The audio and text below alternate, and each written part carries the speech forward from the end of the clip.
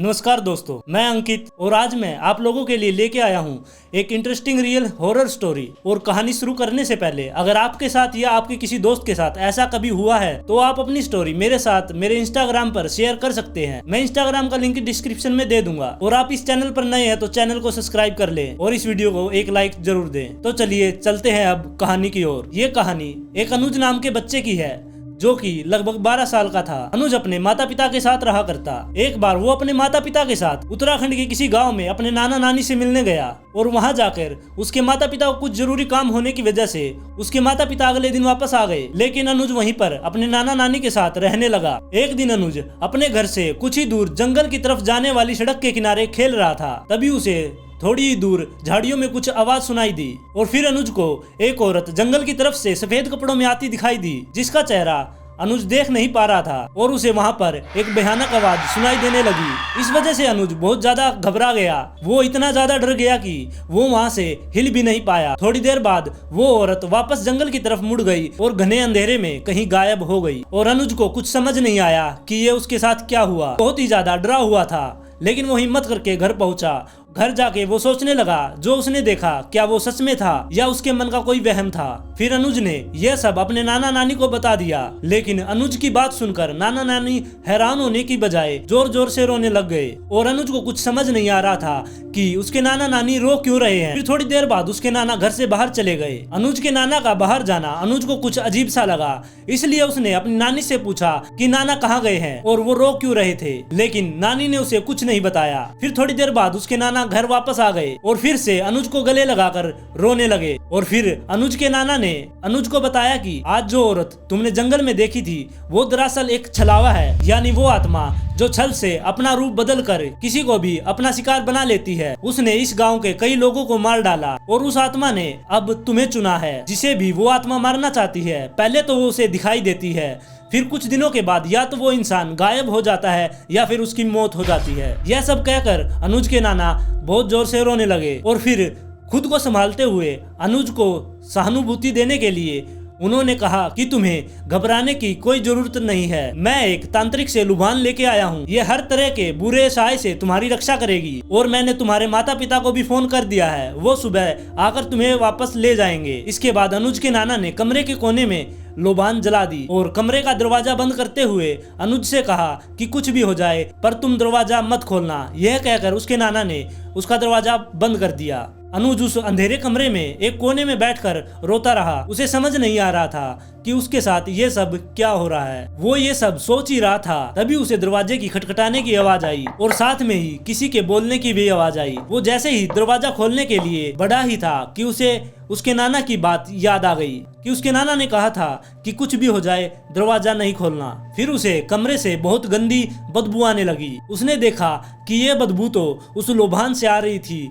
जिसे कुछ देर पहले खुशबू आ रही थी। यह सब देखकर अनुज बहुत ही ज्यादा घबरा जाता है और फिर उसे वही डरावनी आवाज फिर से सुनाई देती है, जिसे सुनकर वो बहुत ज्यादा डर जाता है और बेहोश होकर वहीं गिर जाता है। और फिर अगले दिन उसके माता पिता वहां आते हैं और उसे अपने साथ लेकर वापस चले जाते हैं। अब इस घटना को बीते हुए 1 साल हो गया था। अनुज भी अब उस घटना को भूलने लगा था। लेकिन उस घटना के बाद अनुज कभी भी अपने नाना नानी के घर वापस नहीं गया, क्योंकि अनुज के माता पिता को अभी भी ये लगता था कि अनुज के सिर पर से वो खतरा अभी तक टला नहीं है। इसलिए अनुज के पिता समय समय पर उसके नाना के गांव से वो लुबान लाते रहा करते और उसे हर रोज शाम को घर में जलाया जाता। फिर एक दिन सुबह सुबह अनुज के घर उसकी नानी का फोन आता है और वो बताती है कि उसके नाना की तबीयत बहुत ज्यादा खराब हो चुकी है और वो अपने आखिरी समय में अपने परिवार वालों से मिलना चाहते हैं। और उस छलावे के डर से अनुज के माता पिता अनुज को उसके नाना नानी के घर नहीं ले जाना चाहते थे,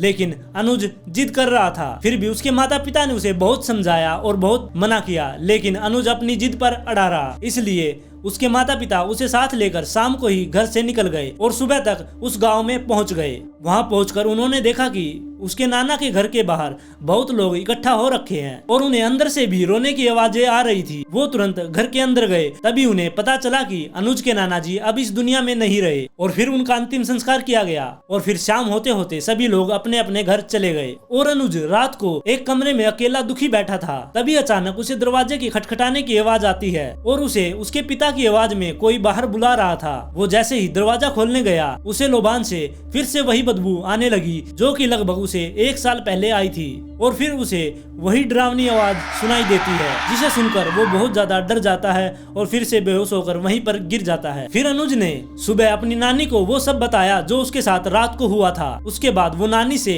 उस छलावे के बारे में जानने की जिद करने लगा, लेकिन उसकी नानी ने कहा कि उस छलावे का नाम मत लो क्योंकि इस गांव में उस छलावे का नाम कोई भी नहीं लेता और तुम भी उसके बारे में जानने की जिद मत करो। लेकिन वो अपनी जिद पर अड़ा रहा। फिर नानी ने बताया कि अनुज के अलावा उस छलावे से आज तक कोई नहीं बच पाया, जिसे भी वो दिखा है वो मर जाता है। दरअसल इसकी शुरुआत 70-80 के दशक में हुई थी जब उस गांव में एक महिला रहा करती। उसकी बुरी किस्मत होने की वजह से वो प्रेग्नेंट तो होती मगर उसका गर्भपात हो जाता, मतलब उसका बच्चा गिर जाता, जिस कारण उसका माँ बनने का सपना अधूरा ही रहा और इसी कारण उसे बच्चों के साथ बहुत ज्यादा लगाव था। और ये वो समय था जब गांव के अधिकतर इलाकों में अंधविश्वास का माहौल फैला हुआ था, इसलिए गांव के सभी लोग ये मानते थे कि ये महिला डायन है जो अपने बच्चों को खुद ही मार देती है और लोगों का यह भी कहना था कि उसे टोना टोटका करते हुए भी देखा गया है। इसलिए गांव वालों को पसंद नहीं था कि गांव का कोई भी बच्चा उस महिला के पास जाए।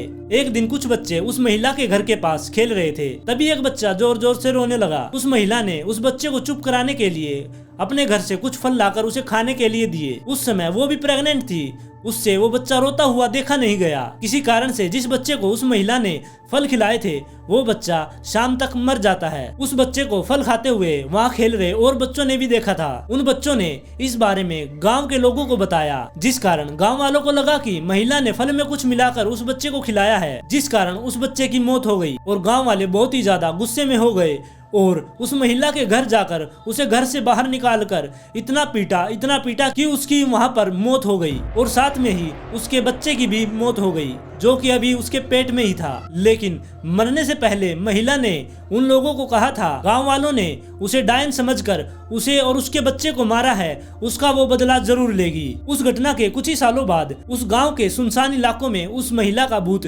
दिखाई देने लगा और एक एक करके उस महिला ने बहुत से बच्चे और आदमियों को मार डाला। और अब अनुज का भी 3 बार उस छलावे से सामना हो चुका था। इसका मतलब यह था कि उसका अगला शिकार अनुज है। उसे बस एक मौके की तलाश है और लुबान के धुएं से भी उसे कब तक बचाया जाएगा, यह सोचकर इसका पक्का इलाज करवाने के लिए उसके घर वाले उसी तांत्रिक के पास गए जिससे वो लुबान लिया करते। तांत्रिक ने घर आकर अनुज के साथ होने वाली घटनाओं का जायजा लिया। फिर तांत्रिक ने जलती हुई लुबान को देखकर कुछ मंत्र पढ़े और घबरा गया। तांत्रिक ने अनुज के पिता को बताया कि वो छलावा अनुज को अपने साथ ले जाना चाहती है और जल्द ही कुछ नहीं किया तो वो अनुज को मार डालेगी और इसका सिर्फ एक ही उपाय है और उसमें भी बहुत ज्यादा खतरा है। इसके अलावा उस छलावे से पीछा छुड़वाने का और कोई रास्ता नहीं है। तांत्रिक ने बताया कि वो आत्मा अनुज को अपना शिकार क्यों बनाना चाहती है, यह जानने के लिए उस आत्मा को अनुज के शरीर में एक बार प्रवेश करने देना होगा ताकि वो अनुज के द्वारा हमें बता सके कि उसे क्या चाहिए। फिर उस क्रिया की तैयारी शुरू की गई और शाम को क्रिया शुरू करने से पहले तांत्रिक ने सभी घर वालों से कहा कि इस क्रिया के शुरू होने के बाद और अनुज में आत्मा आने के बाद वो अजीब हरकतें कर सकता है। वो खुद को नुकसान पहुंचाने की भी कोशिश करेगा लेकिन कोई अपनी जगह से नहीं हिलेगा। फिर तांत्रिक ने क्रिया शुरू की और अनुज को अपने सामने बिठाकर उसके हाथ पांव बांध दिए। तांत्रिक की क्रिया शुरू करने के कुछ ही देर बाद अनुज के शरीर में कंपन शुरू हो गया और देखते ही देखते अनुज बहुत जोर से चिल्लाने लगा और अब उसकी आवाज भी बदल गई थी और अनुज अपने बंधे हाथों को जोर जोर से जमीन पर मारने लगा। और उधर उसके घर वाले अनुज की ऐसी हालत देखकर रो रहे थे लेकिन उन्हें पता था कि अनुज के शरीर पर अनुज का कोई काबू नहीं है। अनुज जोर से चिल्लाने लगता, कभी अपनी रस्सियों को खुलाने की कोशिश करता, कभी जमीन में जोर जोर से हाथ मारता और तांत्रिक मंत्र पढ़े जा रहा था लेकिन उसे कुछ खास जानकारी नहीं मिल रही थी। इसलिए तांत्रिक ने अनुज के हाथ में अगरबत्ती देने के लिए उसके हाथ खोले। अनुज के हाथ खुलते ही उसके अंदर की आत्मा ने तांत्रिक पर हमला कर दिया और अपने नाखून से तांत्रिक के चेहरे पर एक गहरा घाव बना दिया। लेकिन तांत्रिक ने फिर भी क्रिया को जारी रखा और उस आत्मा पर काबू पाकर उससे सवाल पूछना शुरू किया। तांत्रिक ने सबसे पहले उस आत्मा से पूछा कि वो कौन है और इस गाँव के लोगों को क्यों परेशान करती है और अनुज को क्यों मारना चाहती है। फिर उस आत्मा ने उस तांत्रिक को जवाब दिया कि उसका नाम गीता था और वो भी इसी गांव में अपने पति के साथ रहा करती और काम की वजह से उसके पति शहर में ज्यादा रहा करते। उसने बताया कि वो हमेशा से एक माँ बनने का सपना देखा करती, लेकिन गांव वालों ने उसे और उसके बच्चे को मार डाला और इसी गांव के जंगल की तरफ जाने वाली सड़क के किनारे उसे दफना दिया। और जब उसके पति ने शहर से वापस आकर गांव वालों को सजा दिलाने की कोशिश की तो गांव वालों ने उसे भी मारकर वहीं गाड़ दिया। गीता का कहना था कि उसका अंतिम संस्कार ठीक ढंग से नहीं हुआ, इस कारण उसे मुक्ति नहीं मिली और वो तभी से गांव के लोगों से बदला लेना चाहती थी। और आत्मा ने बताया कि उसने अभी तक उन्हीं लोगों को अपना शिकार बनाया है जो सीधे तौर पर उसकी मौत के जिम्मेदार थे